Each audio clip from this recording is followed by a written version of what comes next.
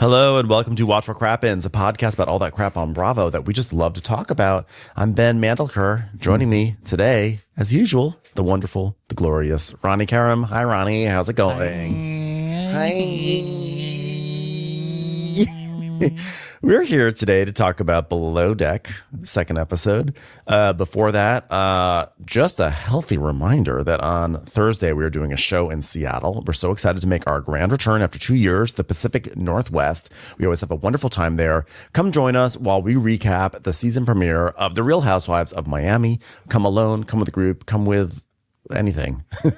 But just be there. Get there any way you can, as Alita Adams would sort of sing. So tickets are at watchforcrappens.com. That's where the links are. And then the following week, the following Thursday, June 19th, here in Los Angeles, the end of our Mounting Hysteria tour. We're doing it at the Fonda Theater. We're going to recap The Valley in Hollywood. So come join us. That's going to be a great, great show. It's also our last show. So let's do it out with a bang. I am hoping that Jax does not crash it. I don't think he will. So anyway, that's it. Watchforcrappens.com to get your tickets. And then on Patreon, we are doing bonus episodes every day that we're recording of Love Island because we're all into that. So go to patreon.com/watchforcrappens and get your daily dose of Love Island goodness. Plus also Crappens on Demand, where you can watch us, not just listen. These episodes are recorded on video. They're streamed on video, and you can watch them on Patreon. And then a week later, they will be free on YouTube. So that's all the good stuff. All the good. Just a quick note: daily means whenever we record. So this week we're doing Monday through Wednesday, Love Island, and then we'll be back on Monday through Thursday generally. Okay. Yeah, because we don't record on Friday. So today is Below Deck. We have a new chef. Who's it going to be? Who's it going to be? Well, I'll tell you, you don't have to look very far because they just didn't even care about hiding this. Last week, I went on to Peacock. This was like on Wednesday, it was Tuesday. It was the day after the Below Deck premiere. And they have a big, the big image that's like Below Deck, watch Below Deck. And they have a lineup of the entire crew. You see them all standing there, like waving hi to guests. And just right there is Frenchie just standing there, as well as someone else. And I'm not going to say who the other person was, but like there's obviously someone else is no longer is going to last on this cast, and they're going to be replaced with someone else. Like, oh wow, don't even care. Just don't even care. It's got to be the bosun, right? The bosun guy seems like I'm not going to say. He's not long for this world. I'm not going to say who is going to be leaving, but basically there were definitely two people on that photo that did not start the season. And so I just thought it was so funny how Peacock just brazenly posted a spoiler right there on their main page. Peacock blocked you. But luckily it's Below Deck. I don't think we really care too much about the spoilers, right? No, it's no mystery. Whoever it is going to clean and they're going to cook. Say that. Or sexually harass someone. Yes, very possibly. Or get their dick pierced. You never know on this show. I love that this show is like, let's change it up every year just a little bit. This year we'll have like an opening scene where everybody goes to drinks, and that's not enough. Pierce someone's dick. All right, we're in. New season. The other switch up is that this episode, whenever someone gave like a stupid piece of their backstory, they gave them like a Real Housewives kind of thing where they just put their name. They put like a whole bunch of biographical photos up on screen, and then they put their name really big. And it was just funny because normally on the Real Housewives, when you see someone's name up on screen, they get like a whole scene that lasts 5 minutes. Here it's like Johnny, and then it's like, when I was younger, I used to always love ice cream. And that's where I really developed my love for ice cream. And then we just move on with the show. I'm like, really? Did that require like a giant name before they said that commentary? The end. Yeah, I guess maybe they're getting complaints like, well, I don't know who anybody is on these shows. They're always different people. So Johnny likes ice cream, has mother issues, and a daughter living in a continent away. Yeah. I wonder who would have said those things. A daughter living in a locker in a bus station in Fort Lauderdale, close to dock. So we open with Lawrence freaking out in the kitchen. Chef Lawrence, oh, I'm shaking. I really don't know what to do. I can't do this anymore. And Carrie comes in. He's like, it's a high stress situation, mate. Sometimes things go bad. Sometimes things go good. What are you going to do? Sometimes you poop. Sometimes you don't got nothing coming out. You just go on with your life. You're going to really handle this really well soon. Don't worry about it. He's like, I can't do this. What would Jesus do? He wouldn't quit. That man wandered in the desert for 30 days and didn't eat anything, okay? What It's I the best diet I ever did. Without the wandering. What I need you to do is pull up your big boy pants and get the job done. Sorry that the idea of slicing a piece of broccoli stresses you out. Now let me get back to my job of driving a giant $400 million boat through a tiny bridge. All right? Sorry that you're the one that's stressed here. He's like, well, I'll tell you now instead of at the end of the trip. So you've got more time to get someone else, but I've got to go. I've got to go. And he's like, all right, fine. Wuss. And so Lawrence is muttering to himself, oh my God, I'm going to have a panic attack. I've never had a panic attack before. My head is up my fucking asshole. Yeah, he is really losing it. And Fraser's like, so, Carrie, I just spoke with the chef and it sounds as though this might be his last trip. So I wanted to get in one little tattletale before he's gone. He's like, yeah, no, I already talked to him, so it's not really a tattletale anymore. But, you've been here a day and, someone's willing to quit so quick. Oh, I can't have that. I need someone I can trust. I love that Carrie is acting like he's firing him when the guy quit. He's like, listen. I could see the guy was getting overwhelmed. Okay, we put a carrot on a cutting board and he nearly melted down. So I showed him support, but that support couldn't get him through his funk. And he has decided he can't be here any longer. He doesn't want to be up for the adventure. So I'm going to try to convince him to stay, but without a chef. I mean, what options do we have? Do I get in the galley? What do we do? So, of course, Fraser's like, oh my God, I'm so stressed out. What am I going to do? I've got a chef going crazy. I don't have a chef. God, I wish I had another chef that I hadn't fucked over behind their back to call on.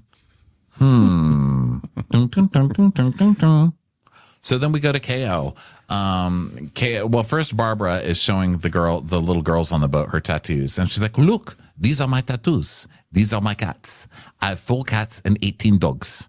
Here's their names. Lucy, Benny, Jiggly, Brick, Amelie, Flower. Flower again, but spelled like the flower you eat, not the flower you grow. Although you could eat that flower too, to be honest. Poo-poo. I was running out of names. Then KO tells us, my dad, he always told me what deserves to be done, deserves how to be done. He came from nothing and he built a construction company. This is the ongoing story of came from nothing. Now I went into yachting. I love his come from nothing, by the way. It's like, I came from nothing. My dad owns a construction company. I'm like,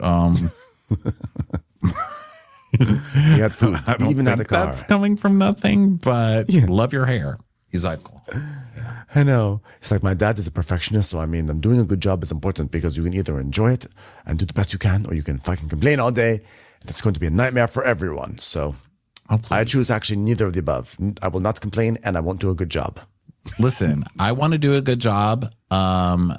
And enjoy it and do it the best I can and also complain.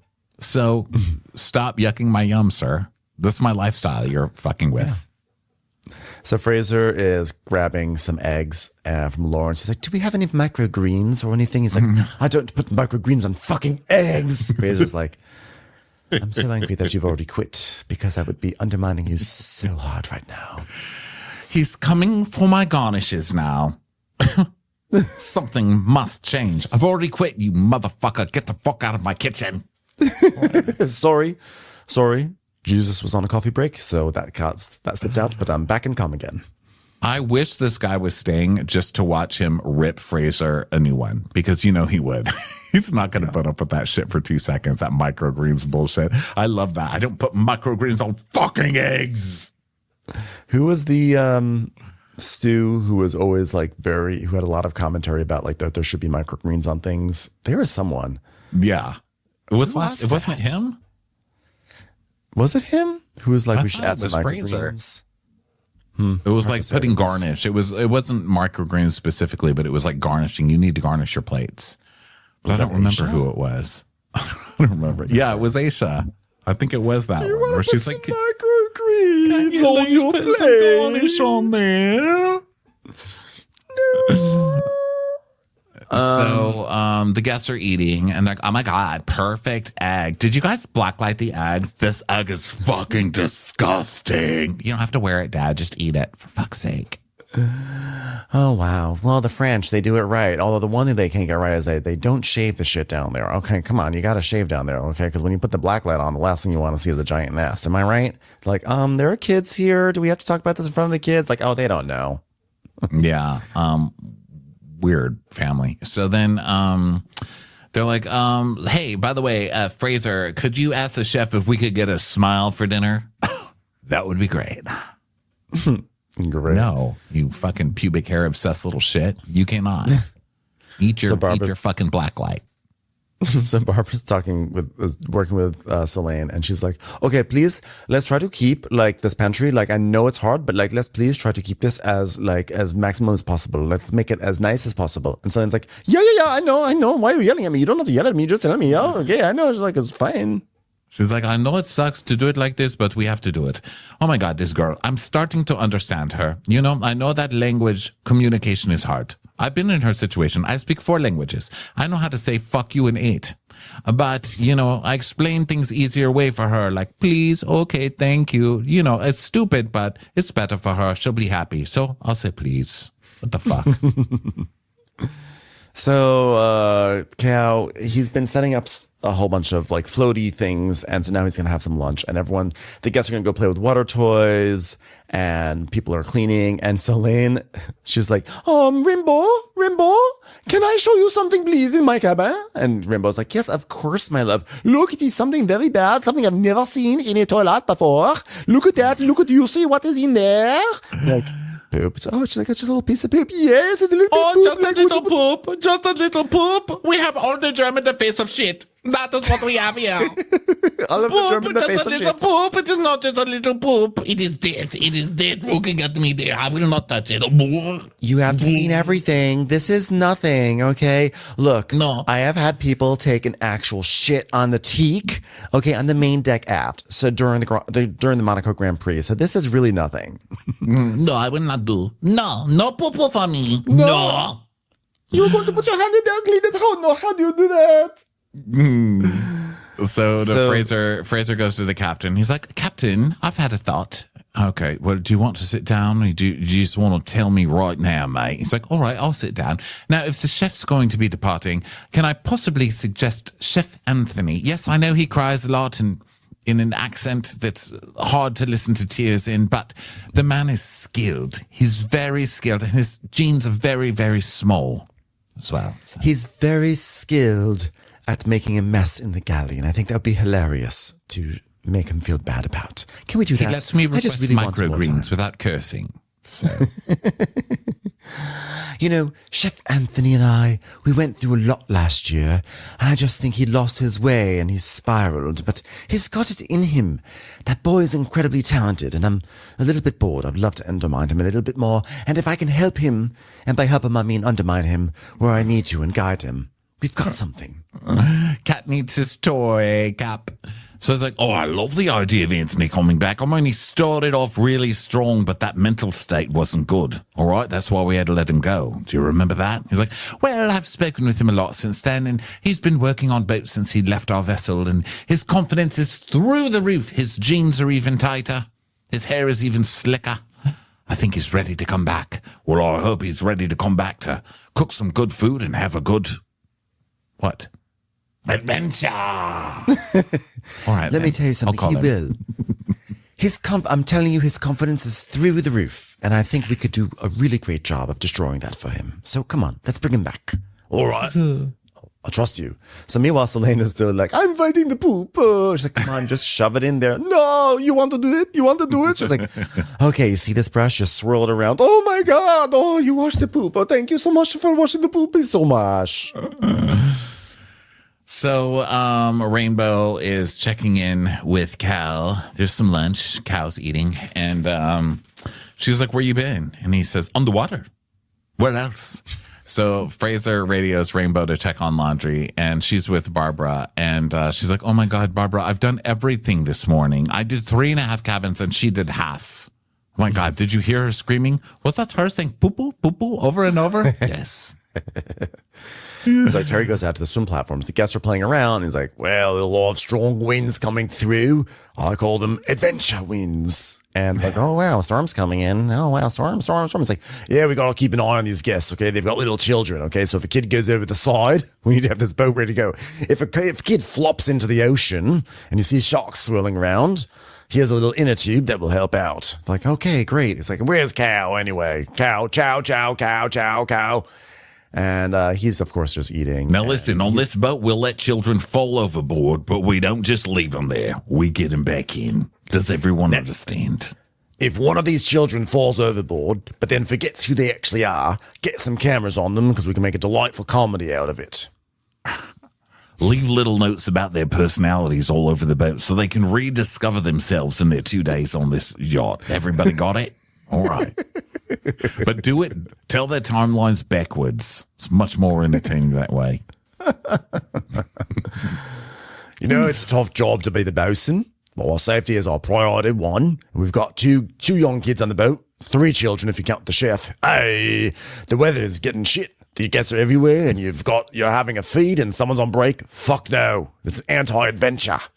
I feel bad for Kaio because this poor guy is like, okay, we're going to put out all the water toys. We're going to put them together with a rope because the rope's going to keep them. That's how we're going to do it. That's how we're going to do it, guys. And then we're going to always have the toys. I think he watched like a season of Captain Sandy where she's like, I want all the water toys out there every second of the day. Do you understand me? This is a luxury yacht.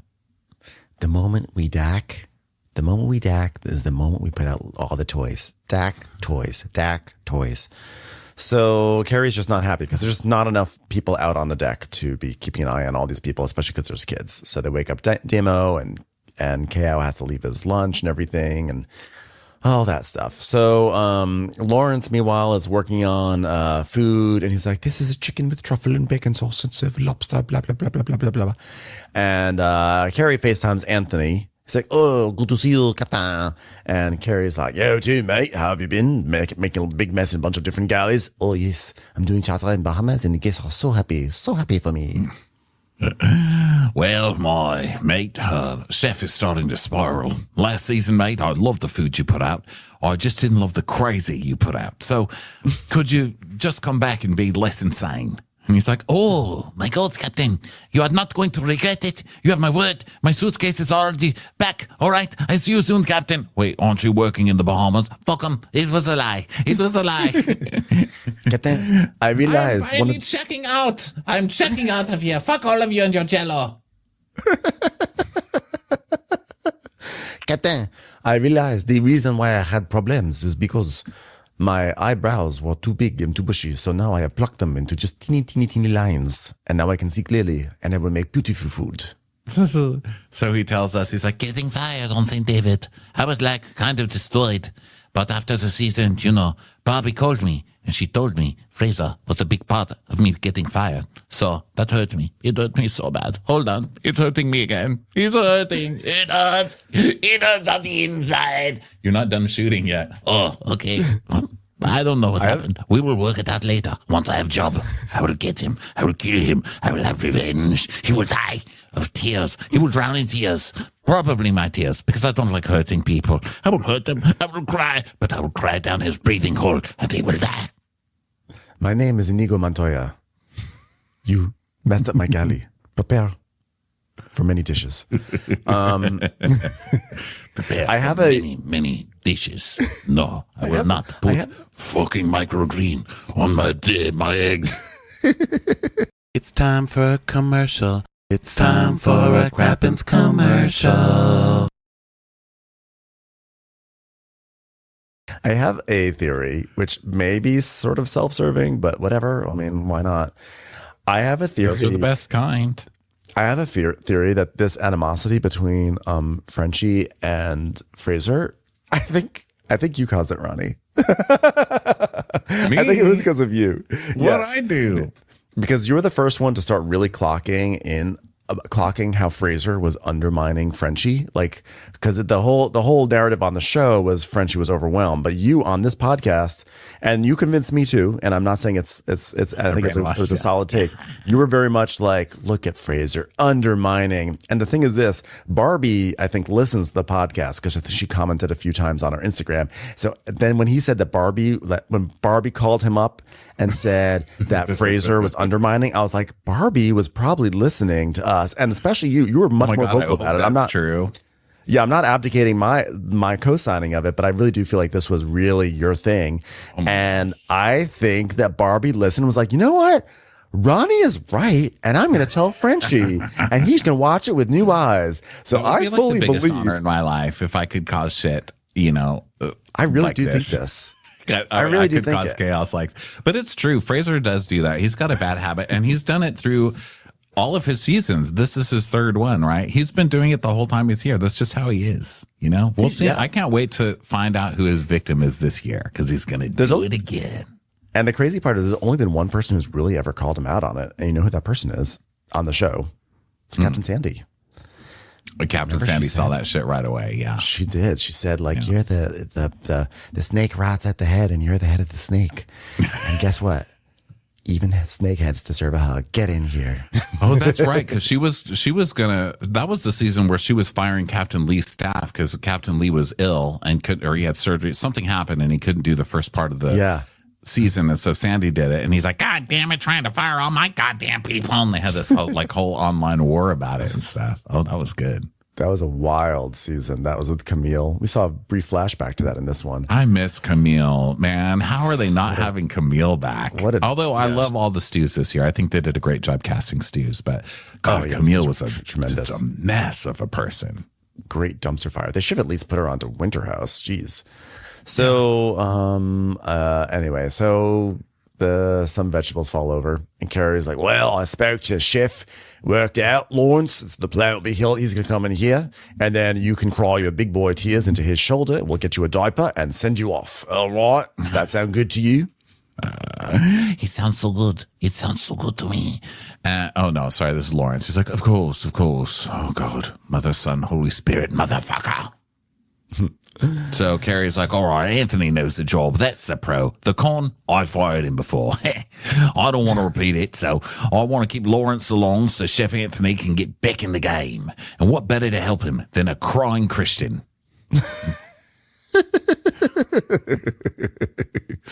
So meanwhile, Damo and Jess are talking about, girls and stuff. And, and Kyle's there too. And basically Damo, they're saying like, oh my God, did you know Barbara's gay? And then Jess is like, yeah. And now we get a Jess segment. She goes, I wear my gayness proudly. I'm proud of who I am. I went to a pretty religious, I'm trying to get to South Africa in my mouth, but I can't do it right now. There's too many things. I'm like, I went to pretty religious school. I'm like, that's not Africa. There are so many accents to mangle on this show. That's why I love it. It's just like a bad accent tape for a whole season. It's like 10 bad accent tapes at one time. So she says, I came out to my parents in the last year of high school and I was expecting the worst. So I told my mom, Dad, I was gay and they weren't going to accept me because it's looked down on Afrikaans culture. But then I saw a big sobbing gay man on this very show and he kept on yelling out, Kyle. And actually, no, I'm sorry. Frank. He did call out his own name too in the mirror. It was unseen footage. I realized if he could be out and loud and pray in Afrikaans, I could be too. So funny. And she's like, and finally I told my dad and he was like, I know, I don't care. And I was like, oh my God, this is a lot of work for me, She's like, she wanted him to have a problem so she could have an end to the drama. It was a big letdown. Mm-hmm. Yeah. My mom didn't believe me for a long time. She was like, you're lying. You're doing this to hurt me.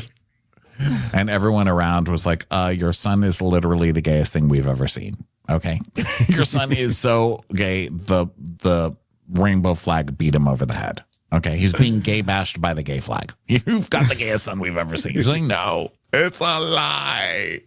It's a phase.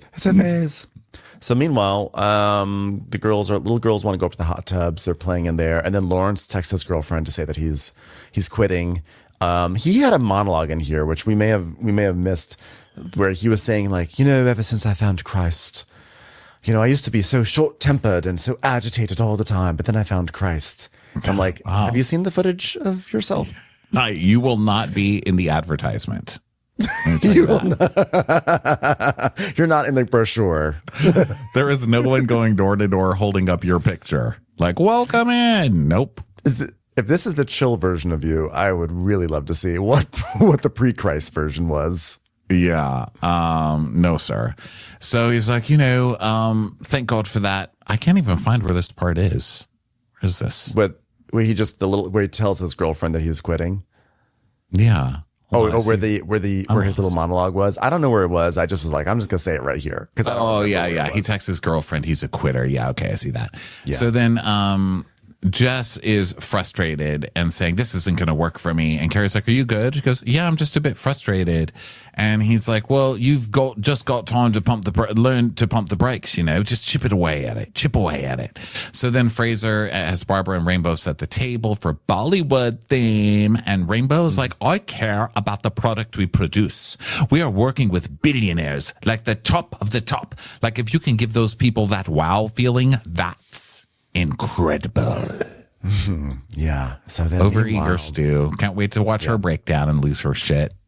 Yep. Tablescapes. The one who's always so invested in tablescapes is always the one who like loses their mind. Yeah. So now and the one overly impressed with billionaires too. I think when people are like, oh my God, we are serving people with money, those people are always going to be crushed. Yeah. So there's some stuff happening on the deck with Kao and Jess about do this, do that. Did you eat? Did you not eat? Did you not? It's basically like he has really bad time management. And Kyle's like, it feels like Kao isn't used to managing a team. Me and Demo are simple creatures. Food, drink, and fuck. That's pretty much it. Trained monkeys, mate. You got to point me to the direction you need, man, mate.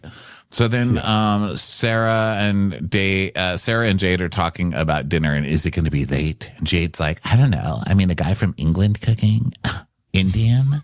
So who knows what's even going to happen? Well, Lawrence has some news. I'm going to be going home and it feels like a weight's been lifted off my shoulders. I'm just not one to pack things in on the first day, but when it comes to having to cook an egg, it's a bit too much. It's a big ask for me. So, yes, it feels a bit of a failure, but the problem is when everything's going wrong around you, obviously there's a limit. I definitely feel more relaxed now because British people love curry and I love curry. And I went to India 11 years ago. And when I was there in India, I said, this is too much. I can't do this anymore. So I came back to Britain and I went to Wagamama and I said, this is food. So he serves beef and chickpea madras, and the guests love it. Okay, like this is amazing. This is absolutely amazing. Oh my God. So now Selene and Barbara are in a room in a cabin, and Selene's like, oh, it is beautiful, the bed. It looks so good. And she's like, it's not ready. Please, Selene, this doesn't belong here. What is all this stuff on the bed? There's literal trash on the bed. It is not trash. It is blanket. Okay, it is wrapper of thing. Maybe it's trash. Okay. Maybe I did the bed this morning. Maybe she didn't touch this side, so I don't have to do it again, no? Because this side I already did. So maybe I just do half the bed. No, you have to do the whole thing over. You have to do because basically like someone got. No, I don't want to. You don't have to do it. Face. No, poo-poo in my face today. I don't have to do this now. So. Because basically, like, the person barely disrupted their bed, but Barbara's like, no, you have to change all the sheets. Sorry, that's just the way it goes. But they barely even touch it. It's like, it's not really poop in the bed. Like, and I have to touch a poop earlier today. By the way, I like there was a really small moment with Selene where she was like unfolding some sort of garment or she was trying to fold it. She's like, I don't understand what shape. It is not square. It is not triangle. It is bat. It's a trapezoid. Okay, we have to make the bed. But why? Because we have to. But why we have to make it? Because we have to. But I know you say I'm going to do, okay, but I want to know why. Oh my God. Barbara's losing her mind. She goes, fuck her. Fuck myself. I have to do 4 cabins now by myself. And she's like, Selene, she's always questioning things. But why? I don't know why either. I would never do it in my home. Just do it. It's a boat. She's fucking annoying. These two together are so hilarious. It's like I'm just laughing out loud every single second. And they're both hilarious. Barbara's really funny too. I love them. Oh yeah, I love Barbara. So now it's time for dessert. It's yogurt strawberry salad with the mango sorbet. They're like, oh, chef, you really outdid yourself tonight. You know what? I want to give you this black light. Please keep it and use it in good faith. Uh-oh, I just turned it on. I see a little demon sitting on your shoulder. That's weird. Sticking his tongue in your ear. Do you feel that? So Fraser's sitting with Barbara. How was turned down? She said, bad. She doesn't listen to me. I have to say, no, Fraser said that. And then she listens to me. I have to always say that over and over again. She goes, but I just don't want you to be frustrated now because I was planning on, I don't know, destroying your mental state in about 3 episodes. So just stay strong now. I promise you I'm going to do something about it. And mostly it's going to be right into my journal. Someone said they need to ask me first. I finally fucking did it, journal. Suck my dick, you undermining little journal bitch. All right, go back to work. She's like, that's it? Like, yes, thank you. So back to the guest. Carrie has joined them for dessert. So this guy, Sam, is like, your crew has been so good with these 2 kids. Well, I had a little chat with the crew before everyone arrived. And I said, if a kid falls over, you're fired. Ha, ha, ha. Sam's like, well, that'll do it. But if they come back with their life changed and ask to go over again, you're rehired and given a raise because I want to bring children adventure. Do you understand? Hey, Captain Carrie, you have kids too, right? Mm-hmm. My daughter's 12. My son's 14.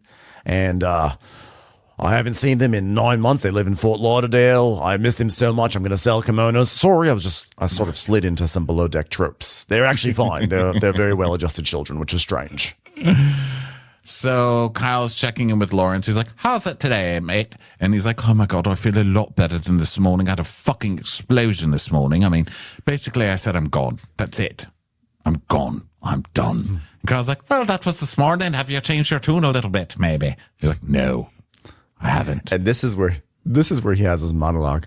Before I met Jesus, I was a very different person. I was pretty short-tempered. I used to get angry all the time. But my faith has helped me through this by making me resilient in the face of eggs. Well, I could do 1 egg, but 2 eggs, I'm out. Scrambled? How fucking dare you? How dare you? But, my faith has helped me through these challenging few days. How has it helped you? You're quitting. You are the worst advertisement I've ever seen. He's like, yes, but I've got the peace to know when I walk away from things, it's good. Jesus did not walk away from things. Where are you learning this religion? Come to me. I don't even believe in it anymore, and I'll tell you. It's always the worst people who are very selective with what parts of religion that they use for their journey to excuse what they do, right? Yeah. He's like, God, Jesus has really helped me. Tell everybody off, curse at the entire crew, and quit. Wait, wow. Where to sign me up? So he's like, well, I mean, the crew's great, captain's great. I mean, he's been good to me, the captain, but my gut is telling me, walk away. Walk away. Okay, relax, ma'am. So then outside, Selene and Jess. Just a note, martyrs don't quit. Yes. Okay, next. Yeah, you should be That's all I have to say to you, sir. Yeah. So Selene and Jess are having a smoke. And Jess is like, oh, so we drop off tomorrow, and I'm nervous tomorrow. We're going to get to the marina, and we're going to have to go through that passageway. And Selene's like, big day for you. I don't know why. I wasn't really listening, but sounds exciting. It's like, yeah. She's like, by the way, do you have a lighter? She's like, oh, hold on. It's in my boob. Like, oh, yeah. She's like, yeah, I have everything here. Here's my lipstick. Here's a sandwich. Oh, look, I found a tumbler from Starbucks. Oh, people think it's so fun, like, are you horny, Selene? No, it's just a lipstick in my boob. So they love each other. Her and Jess like each other. She's like, oh, I love Jess. She's like breath of oxygen. I can breathe everything.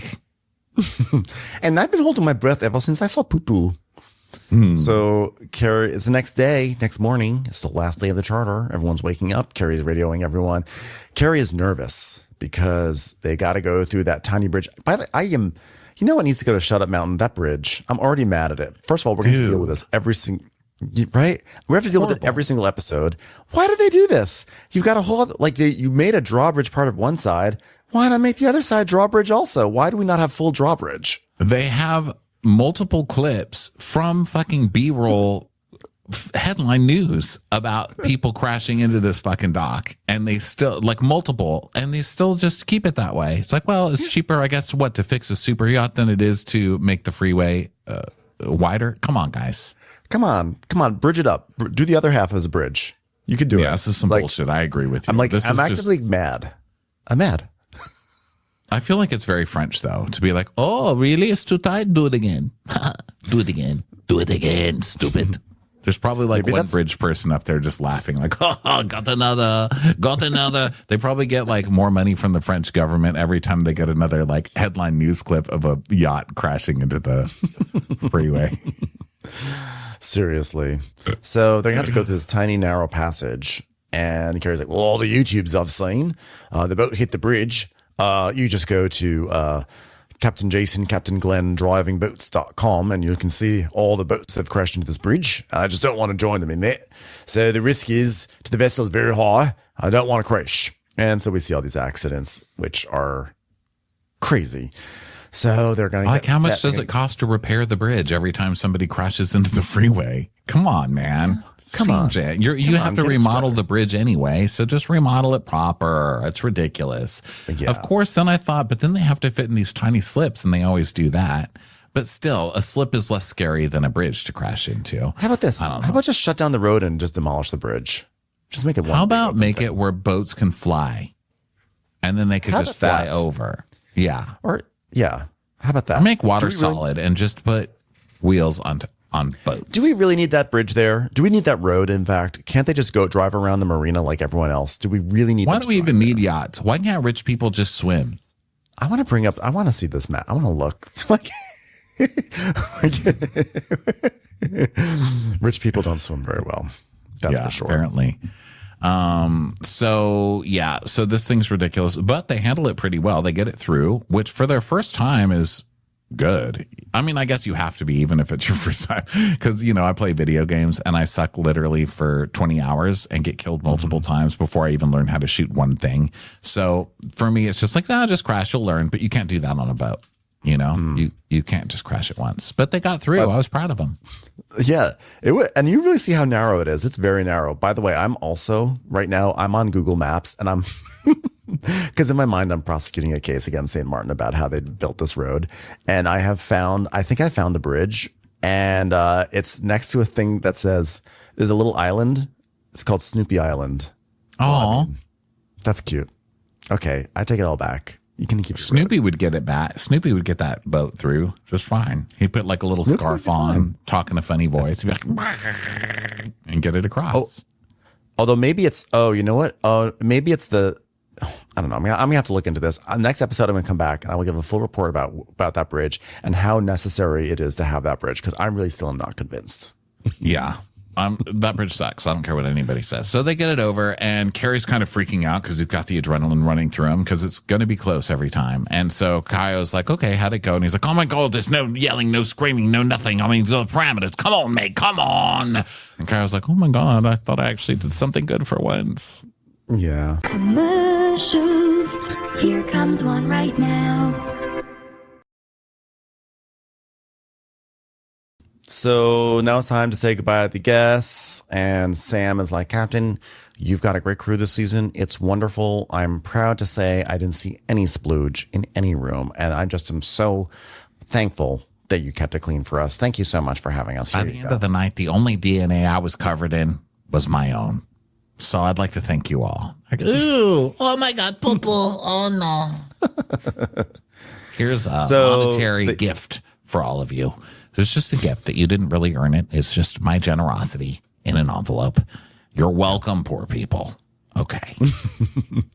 So now they get change out of their whites, and Kyle and Damo are gossiping. Did you hear it in the news? We're going to Brigadine. No, actually, Chefy's gone. So Damo's like, I know the original cast of that. His name is Ben.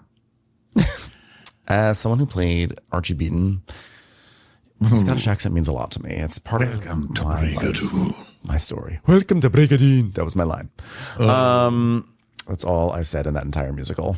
So they talk about how there's a new chef coming, and they're like, oh my God, I can't believe the chef's already fucking off. So then Fraser is talking to Carrie. Oh, so now it's tip meeting. So it's like, guys, first one done, eh? All right, guys, thanks for taking the time out of your busy afternoon fucking off to get the boat sorted. All right, boy, from the very first moment this charter started, there were roadblocks. We've got a lady afraid of poo-poo. We've got a man who says Jesus, but also fuck in the same sentence. We've got lots of stuff going. We've got Fraser. Who knows why he's here again? I mean, God bless us all. Casting is just destined to fuck us all up the arsehole. All right, let's go over tips. 30 grand. Well, I'm happy. 30 grand, which is outrageous. That's almost twice as much as Contessa and Scott gave on another season of the show. Well done. So that's a huge tip. That was a huge tip. I don't think we've ever seen 30,000 before. I feel like we usually see like 25,000 or 27,000. We've seen 30 before, but it's rare. It's rare. Okay. It's a rare one. Okay. I just remember because we had a friend going on there and they're like, how much do I need to tip? I was like, if you want to look rich, 30. If you want to look normal and not stingy, 25. If you want to look pathetic and rude, anything under that. And they took 25. I was very proud. Yeah. But Kale not too proud because I was like, you could have gone 30. I told you 30. Could have done better. 30. Yeah. So Demo and Kao were talking about women, and Kao tells us a little bit about like he's just really focused on his job. He really can't focus on women right now. So he needs to focus on the work. So Fraser calls Solane for a meeting. He's like, "Hello, Solane.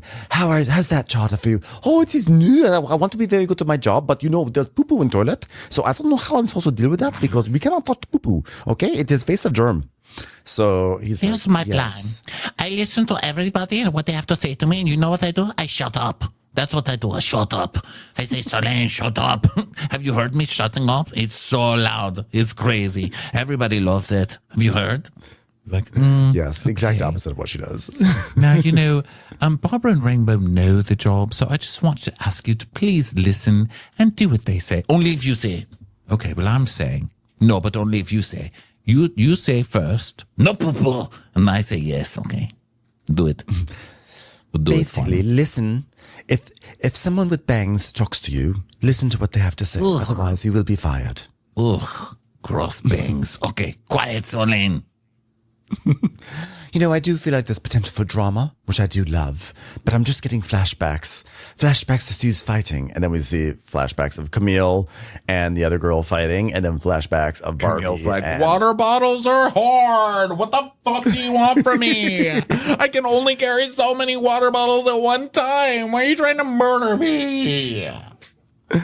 Then we cut to Kyle and Damo, who have actually the most sexual energy and chemistry on this boat. They for sure they're gonna jerk off together and make out. Like that's just gonna happen at the very least. I hope they get it on that night cam. Yeah. So they're basically both naked, and Kyle's like, "Oh, Mel, you got a fucking dick piercing." He's like, "Yeah." He's like, "Why did you do that?" He's like, "When I was 20. Damo tells us he did it for charity, which, by the way, fuck that charity. What charity is this? Yeah, he goes, "I did it for charity. I did it for the kids." What? Are you sure you weren't on a prank show? What charity? And then he details exactly how they do it, and I was like, no, stop, I don't need to know. Yeah, he says they shove a tube down your urethra, and then they just keep going down, and then they pierce from the bottom side up with the needle. That's gonna hurt for. He's like, it hurt for 6 months. I was like, yeah, don't do that. No. I mean, to each their own, but you have to pee multiple times a day, and I don't know. Wieners are just so weird. They're weird anyway. They're always a different size. They grow, they shrink, they expand, they contract. Like they're up you, they're outside. Like, how do you know what that thing is going to do? It's just a lot. There's a lot it can get caught on, and if that thing gets caught on something, that's no good. That's why we're just not going to add unnecessary things to the wiener, because there's already a lot that's going on down there. Okay. Yeah. So meanwhile, Lawrence is talking to Fraser in the van because they're going to dinner, and he's like, "I became a Christian 2 years ago. I started reading the Bible. I think the rapture is going to happen pretty soon. So when it does happen, I don't want to be stuck in this shitty kitchen." Fuck off. Why is everybody so excited for the rapture all the time? I just don't get that. And I feel like it's all like very newly religious people are like, the world's about to end. Oh God, I feel like God's up in heaven, like, you're not important enough to hate. Like, shut up. I've got other things. It's Lisa Vanderpump up there. Like, I've got other things going on, darling. Why would I end the world when I've got the new Lisa Vanderpump Hotel opening right now in Las Vegas? I know. Heaven's crowded. They don't need to like double the size of it in one day.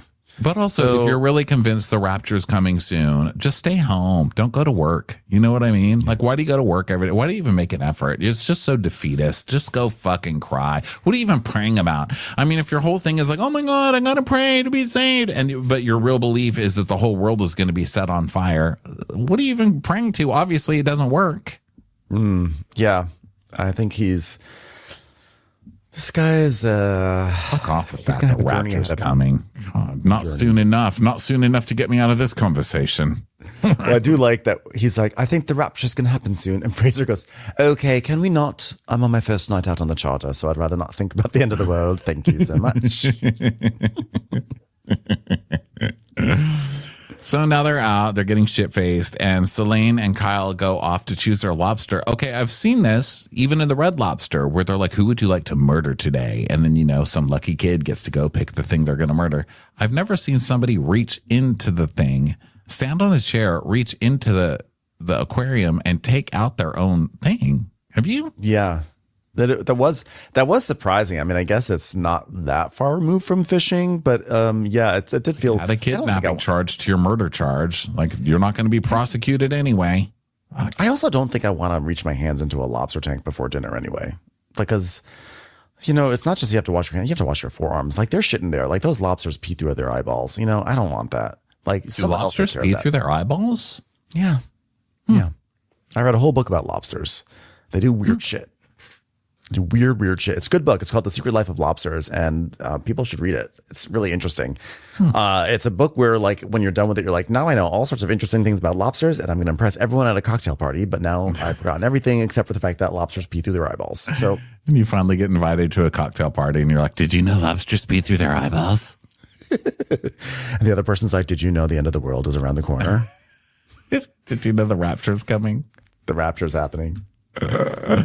So Fraser goes up to Damo and he's like, what's the goss? What's the 411? The goss, the streets. What are the streets saying? What's the riz?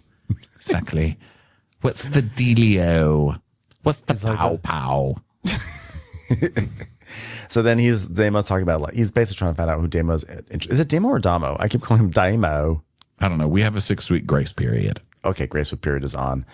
So Damon's like, yeah, I've got slim pickings. And Fraser goes, until someone gets fired. And he goes, well, it depends how serious you are with your boyfriend. And he's like, oh, it's so funny. This happens to Fraser every season. There's always some guy who's like a little sort of fluid who flirts with Fraser. I feel like I've never seen it on any other Bravo show except for when it happens with Fraser. It's like, oh, well, the answer is not serious at all if you're asking. But if anyone else is, very, very serious. He's like, never rule anything out, mate. And he's like, oh my God, that guy's hot. I mean, he's a 10 out of 10. Oh God, am I open for a kiss? I don't want to kiss him because I'd fall madly in love with him. And I need to understand from the get-go that boy is straight and I have a boyfriend. All right, so I just need to tell myself, he's straight. His dick is in my mouth. Why is his dick in my mouth? So then Solane has the lobster that she pulled out, and she's like, oh look, it's Vanessa, my lobster. Oh, what are you doing here, Vanessa? You smell like dead pussy. And Barbara's like, did you say dead pussy? Dead pussy. I said dead pussy. I smell fish. Anyone smell it? I'm an angel. An angel who does not like poo-poo, but kind of the smell of pussy. Give it to me, Vanessa. Oh my God, this girl's crazy. Everyone's just looking at her like, oh my God. Kyle's just like salivating. And she's like, I see Scottish looking at me. I love it. She calls him Scottish. I see Scottish looking at me in a certain way, but I had men before, mainly because I have kept a knife in my boobs once and we hugged and it was cut. But he's not my fault. Maybe they thought I'm more like this, but I'm more like that. More like a little bit of up and not a little bit of down. A little bit of left and a little bit more right. I don't know. Sorry. Not sorry. So now everybody goes to dance except for KO and Lawrence, who don't dance. So now it's time to... I've seen a movie Jesus made about a town without dancing. It was my favorite movie ever. The ending sucked, though. Tell you that. Listen, I don't want to be dancing when the rapture happens. I'm just going to stand very still. Otherwise, I might... the spotlight might miss me. So now they go back and Lawrence, KO, and Fraser go right to bed, and everyone else is going to the hot tub. So Selene is talking to Damo and Kyle, and she's like, do you enjoy your work? Do you enjoy it? You know you probably do, because there's no poo-poo. You don't have to work poo-poo, huh? No. Yes, we love our job, by the way. Our job is the best. We go monkey see, monkey do. And Dama's like, yeah, we're a package deal. And then they kind of like cuddle in the hot tub. Did you notice that? Yeah. And I mean, of course you noticed that. The guys both like cuddle together. He's like, we're a team. I'm like, this is gonna get up to some funny business very soon. I'm telling you. Fingers crossed. So Rainbow is talking to Jess about how she likes Damo, but she's not sure. And she had more fun with Kyle, but she's open to anything. So then back with them, Kyle gets out of the hot tub to smoke. So Selene's like, give me my glass, huh? Give me kiss here. Kiss. Only on cheek, I say, not on my face. Only on cheek, you give me kiss. Okay. And Kyle's like, well, I want to kiss there later on, though. And she's like, in me lips. He's like, yeah. She goes, oh, be careful. I hurt men. I'm manhunt. Yeah. So basically, Kyle was flirting with her, but now Damo's flirting with her. And then he's like, okay, Kyle's like, okay, the door is yours, lad. I'll remove myself from the situation. Good luck, bro. So then it looks like Damo and Selene are about to go hook up, but they actually don't. And so now it's the next day, and Barbara is asking Selene what happened. He's like, oh, he kissed me, but like, whatever. And so now Kyle's happy because he's still in the running. Yeah. So she's like, well, the Scottish guy, I feel, of course, but I'm now because his kiss. And Fraser's like, oh, he kissed your leg. So then Kyle and Damo are talking about it, and he's like, did you get in, bro? Not even close. Well, I knew I was on, but then you did that, and I said, I'm out. He's like, oh, don't do that. He's like, I don't mind, but next time, fuck off. I didn't really understand what was honestly happening. He's like, I gave her to you this time, but next time she's mine.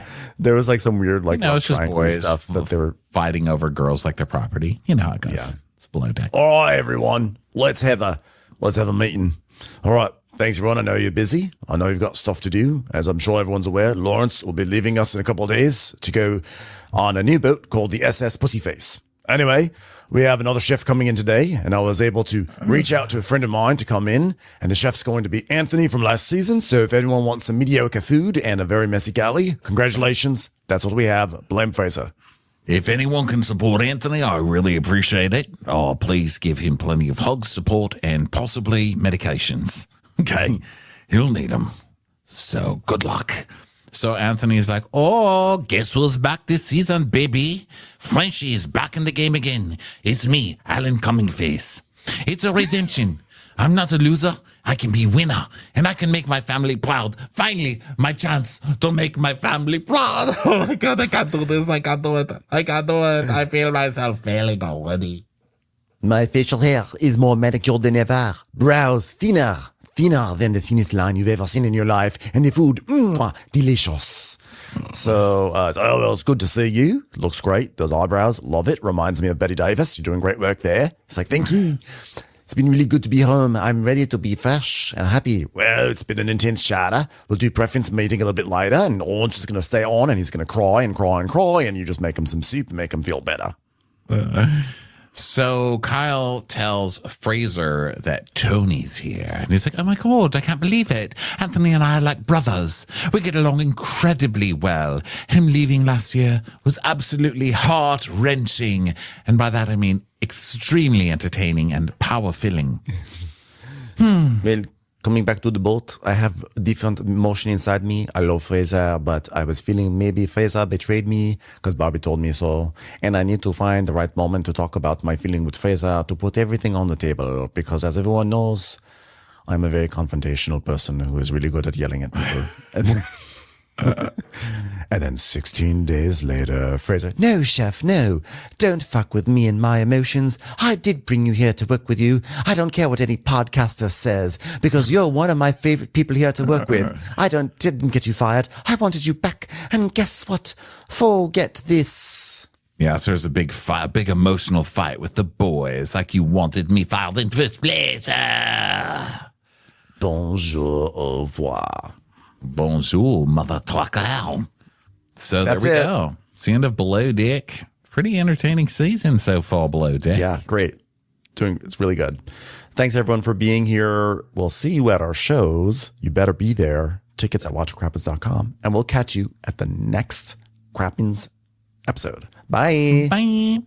Watch What Crappens would like to thank its premium sponsors. Ain't no thing like Allison King. Our way is the Amber way. It's the Foster and the Furious. It's Amanda Foster. She can run my country. It's Angie McGovern. It's always automatic with Ashley Auto. Put your hands together for Carly Clapp. Get on the right foot with Chrissy Offit. We never miss her call. It's Diane Call. Aaron McNicholas. She don't miss no trickolas. Hava Nagila Weber. You'll never hide from Heidi Eleanor Jones. I go, you go, we all go for Hugo. Jamie. She has no last namey. She's our kind of mess. It's Jennifer Messer. Sipped some scotch with Jessica Trotch. She's our favorite streamer, Caroline Peacock.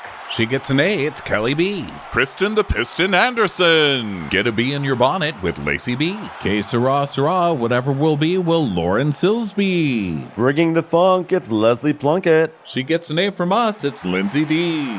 Let's give a kisserino to Lisa Lino. Fresh as a daisy. It's Maisie McHenry. We love her on the rocks. It's Melissa Cox. Megan Berg. You can't have a burger without the Berg. This is Livin' with Michelle Vivian. I love ya, Olivia Williamson. Tastier than Flanderson, it's Rachel Manderson. She sure is swell. It's Raquel. Yes, we canna, it's Savannah. Cast a spell with Shannon Spellman. Let's share with Sharon Eldridge. The Bay Area Betches. Betches. And our super premium sponsors. She's VVIP, it's Amanda V. Can't lose when you're with Amy Baldwin. Somebody get us 10 cc's of Betsy MD. We're taking the gold with Brenda Silva. Let's get real with Caitlin O'Neill.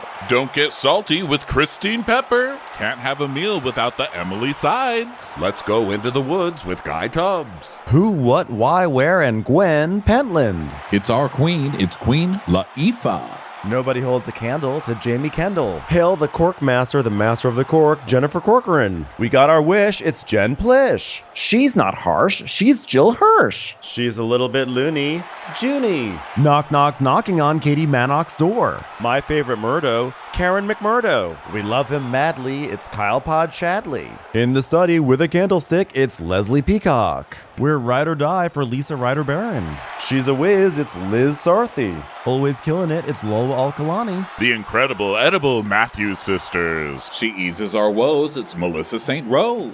We're on the floor with Molly Dorset. There's a chance of meatballs, it's Rebecca Cloud. She's the queen bee, it's Sarah Lemke. We cannot tell a lie. It's Sarah Telefson. Shannon, out of a cannon, Anthony. Come on, shake your body, baby. Do the Sydney Congdon. Let's take off with Tamla Plain. It's always a good time when you're wasting time with Bravo. She ain't no shrinking Violet Kuchar. We love you guys.